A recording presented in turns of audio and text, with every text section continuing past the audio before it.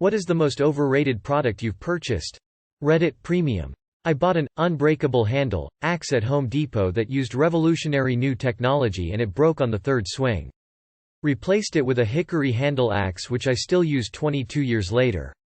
Most of my academic books. All the PDFs are available online. Please, no one say a Roomba. I really want a Roomba. Sears Best canister vacuum cleaner. It was expensive, but lasted a few days over 1 year and quit, with only light household use. Sears wouldn't stand behind it. The cost of parts and repair was greater than the cost of the vacuum cleaner. No wonder Sears is in trouble. A garden hose that was unkinkable. I paid extra for the guaranteed kink-free feature. It kinked up like a motherfucker. 90% of video game cosmetics. Edit. I really did not expect this simple comment to blow up this much less the silver. Thanks very much for the karma. Victoria's Secret panties. And the quality has gone downhill immensely. I bought the Slap Chop, pure garbage. It literally exploded upon use as directed. No flames or anything, but all the parts came apart and went flying. I have a bachelor's in philosophy. Coach handbag. The strap broke after a few months and Coach refused to fix it, after I brought it back and the receipt to the store where I had purchased it. I bought an inexpensive replacement strap that lasted longer. After less than a year, there was evident wear at the seams. I have not purchased anything from Coach again. A waterbed. It was unsettling. Beats by Dre. I just don't understand how they're worth the money.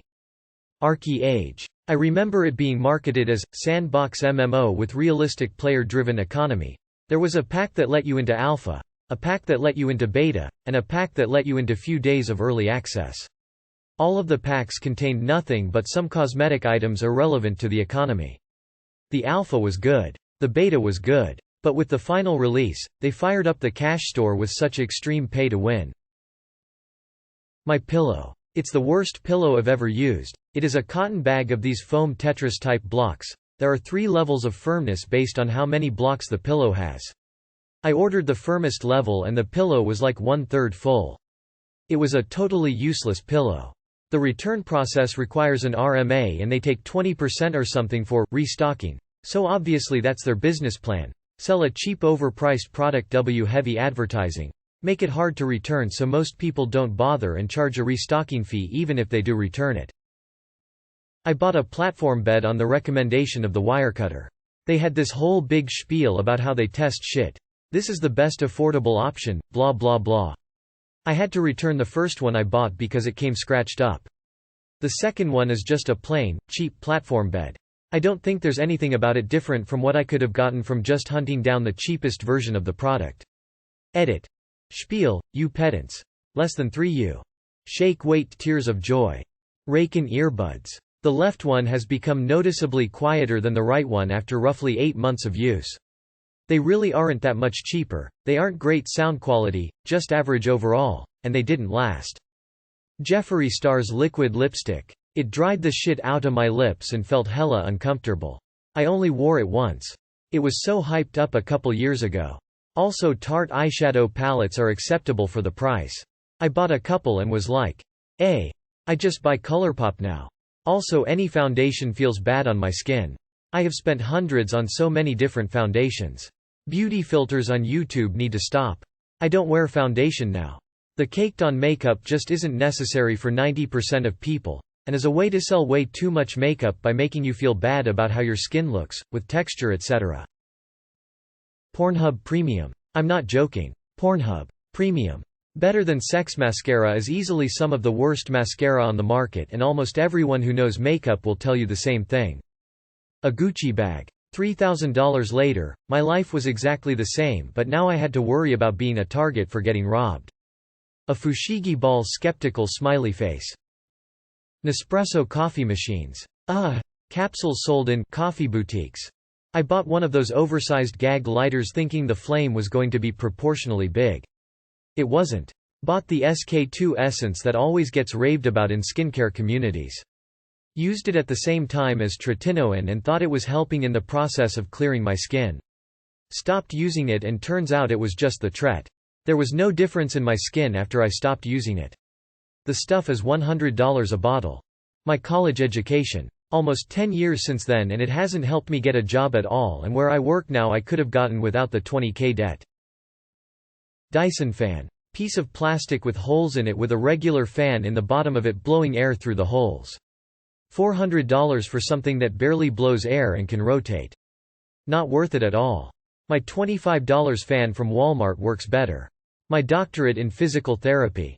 7 years and $90K later I'm a glorified personal trainer for $35 per hour. Fidget Spinner. Before it was a kid's toy. Bought one to help me not pick at my cuticles. Then after about 2 months and they got big I just ended up looking like an idiot manchild playin' with a kid's toy. Condoms. Yeah, they're good for storing your piss if you don't feel like getting up to go the bathroom, but they could at least make the little receptacle larger because I'm sick of my dick being covered in piss and then everyone wondering why they hear a sloshing sound while taking a test in math. Cool idea, poor execution. Fitbit. POS last a few months, got it replaced under warranty, which also then died. Same thing happened to my wife's as well. Oh. And a Palm Pilot. Tech was evolving so fast that it was horrifically obsolete in just a couple of years. I've been standing behind females of a certain age in queues lately and am able to tell you with 100% certainty that TikTok leggings are the most overrated product in the whole of human history.